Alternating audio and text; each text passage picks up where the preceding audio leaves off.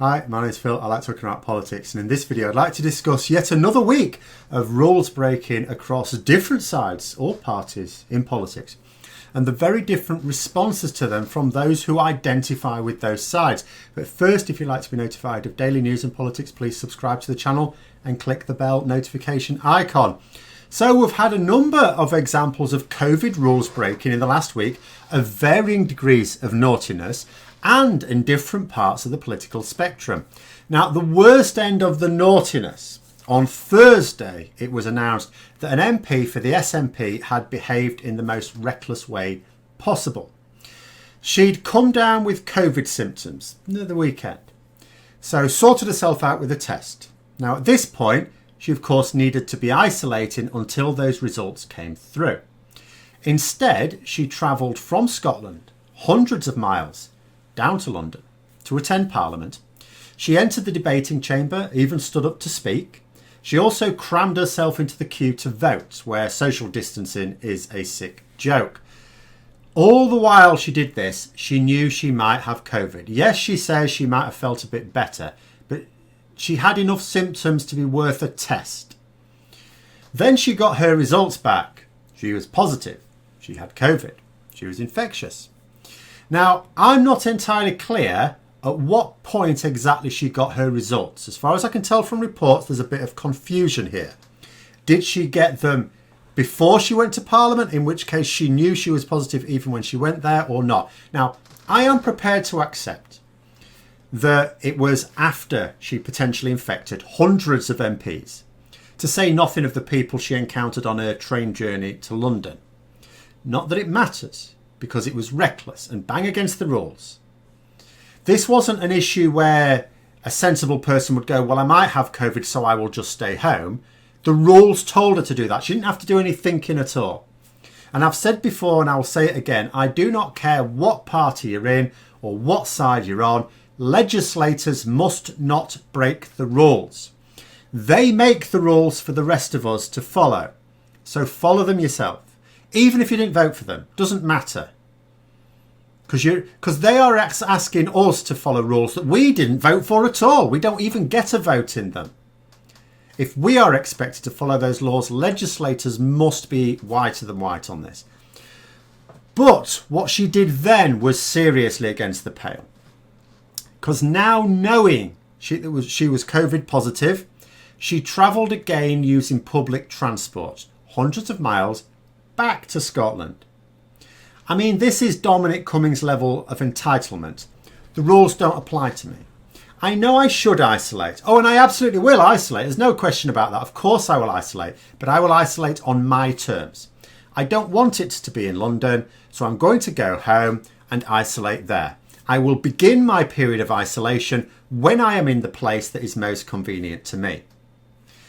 She also did not inform the parliamentary authorities or her own party's authorities for 2 days after she got her result. So for 2 days she knew she was positive and still didn't tell Parliament and still didn't tell the SNP leadership.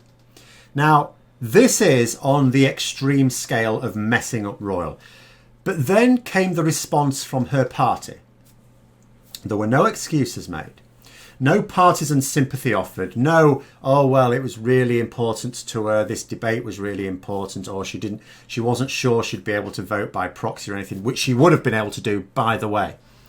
There was none of that. She behaved in an inexcusable way. Ian Blackford, the head of the SNP in Westminster, withdrew the party whip. Nicola Sturgeon, the party leader overall, suspended her from the party, and then publicly stated that she hoped the MP, Ferrier, would resign as an MP. Now, I have to say that last part was unnecessary. In fact, I would not have done that, and I certainly wouldn't have called for anyone to do that. That's not appropriate, I don't think. As many people will know, I am not a supporter of the SNP. Politically speaking, I am as much opposed to them as I am the Conservatives, and for the same reasons. That being said, my opposition is less harsh because, although not impeccable, they behave with a great deal more honour than the Conservatives right now. Yes, they have their dodgy moments, same as everyone else.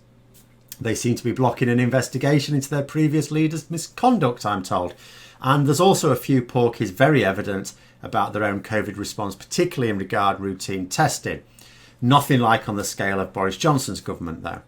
But by and large, any dodginess appears always to be political to avoid bad press, which is still not acceptable, but it never seems to be malicious. You do get the feeling that they are genuinely acting in what they believe is the interests of the people. And this was a classic example. Cannot fault the party's response at all. Shouldn't have called for her to step down as an MP because that's got nothing to do with her. You know, they considered their response, though, and in terms of the party response, got it right. As I said, there was no need to call for her to resign. Sturgeon herself noted that she had no right to demand that she resign as an MP. I would have just left that out. But at the same time, the take home here is there were no excuses made and action was taken. Then in the middle ground, there was a Labour MP who also broke the rules in the last week. Much less serious way. This is not someone who had symptoms or was tested positive, but still breaking the rules. It was a London-based backbench MP by the name of Jeremy Corbyn. Some of you may have heard of him. He attended a dinner party. Now, this in itself is not against the rules. I can argue that it's foolish, especially for someone of his age, and it's not necessary to attend a dinner party, so why risk it? But it's not against the rules. I'm not going to be here to tell people what they should and shouldn't do. As long as there were no more than 6 people present, unless they were all from the same household. However, there were 8. Now, this is against the rules. It's against the law.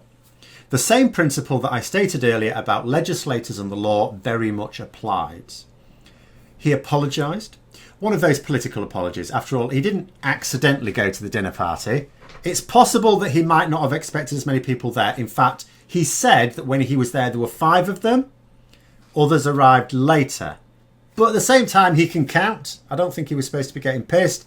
And he could have left when the lawlessness of the event became apparent. But he didn't organise it, and it is what it is. I will just add, however, if you're going to do something like this, who on earth allows them to be photographed in a law-breaking position as an MP? They're not very clever. Anyway, on the scale of naughtiness, it's against the rules. Is 8 really worse than 6 if we're going to try and argue whether the rules are valid or not? Well, it depends. It could be argued that 6 people, all from different households, is worse than 7 people from one household plus an 8 from another. Not that that latter case was the case here. I also don't know where the 6 comes from in the rule of 6. Is it scientific modelling or is it just arbitrary, politically decided? But it doesn't matter. It's still against the rules. It doesn't matter whether it's a good rule or not. It is against the rules. But he apologised. Nobody from Labour made any excuses. He didn't make any excuses. Nobody even suggested that he should not receive the fine for such a breach. I do not know whether he has been fined. If he has, no one has made a fuss about it. Does that make it all right? No. But it is at least reinforcing the message that what he did was wrong. Nobody tried to say that this was somehow different to other people's rule breaking. Nobody's trying to say, oh, you people, you ordinary people, of course you have to obey these laws. I was sort of, if you think about it carefully, I actually was following the rules. It was fine. There was none of that. It was, it was wrong. It was wrong. And I apologise and I shouldn't have done it. And they're not setting themselves up against other people, apart from other people breaking the rules. Then we had Boris Johnson's father, Stanley Johnson, going into a shop without wearing a face mask. Now, before anyone starts, he's not exempt. He's a well-known public figure, and he made no attempt in his defence to suggest that he was exempt. He wasn't. He just broke the law. He said, in his defence, that he was unfamiliar with the rules. Interesting that, because there was also a case in the news of a gentleman who was supposed to be isolating and then was caught in a pub. And their defence was that they were isolating because they were drinking alone in that pub. That didn't wash. They were fined thousands of pounds. Stanley Johnson says, I didn't really know the rules. And they, all right, fair enough. We won't bother fining you then. And we know he keeps up with the rules because he's not just some daft old duffer that was photographed not wearing a face mask. This is Stanley Johnson, the Prime Minister's father. We know he keeps up with the rules because he frequently goes on television to talk about them and how he intends to break those rules. He is the guy who, when his son, the Prime Minister, was saying you shouldn't go to pubs, he said, well, I'm going to go to pubs. I don't care what the rules are. He's the one when, you know, if you went to Greece, you were supposed to isolate there. He's the one who went to Greece and didn't isolate. You know, and now he's the guy claiming he doesn't know about his son's own rules about face masks in shops weeks after they became compulsory. This man who keeps his finger on the pulse of political going on doesn't know that face masks are compulsory in shops now. You what? Not only was he not fined by the police after they accepted that ignorance defence, that they don't accept of others, but Conservative MPs lined up to defend him. The same MPs who also refused to publicly call for Cummings to be sacked, the same MPs who attacked the SNP's Ferrier for her rules breaking, defending Stanley Johnson. And this is the difference, isn't it? They're quick to attack others when rules are broken, but even quicker to defend those that they see as their own. If you're one of them, the rules don't apply to you. This is a two-tier country and the law applies only to plebs and political opponents.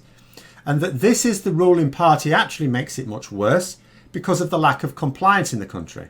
If the Conservatives were in opposition and Labour were in government, for example, we wish, and the Conservatives were breaking the rules in this way and then trying to defend their own, well, Labour could point to them and say, well, this is why they're not trusted to be in government. And people wouldn't use that as an excuse to break the rules because it's not the Conservatives' rules, it would be Labour's rules. And as long as Labour are calling out rules breaking amongst their own, there'd still be that sense of togetherness, which is now shot, completely shot. Because what people don't like is having to follow rules that don't apply to others. Because nobody would, for example, have blamed Boris Johnson for the behaviour of Dominic Cummings or his father. It's not his fault. But when the Prime Minister doesn't call it out and there are no consequences from the authorities, well, that is his fault. But anyway, those are my thoughts. Let me know yours in the comments below. I hope you found the video interesting. If you did, don't forget to click the like button. If you'd like to support the channel further, please also click the Patreon link for details. And until next time, I'll see you later.